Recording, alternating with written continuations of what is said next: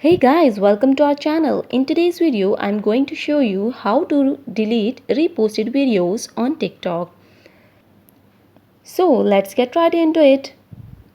First of all, what we have to do is we have to go on our profile.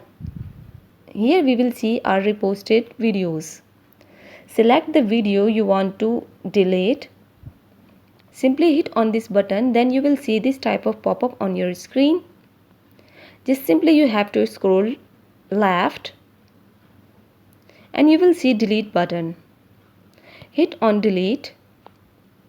The pop-up will appear on the screen. Here you have to hit on delete and your reposted video will be deleted from your account.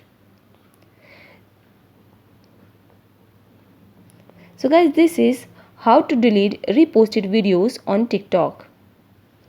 If this video helped you out, give it a like and subscribe. See you guys on the next one.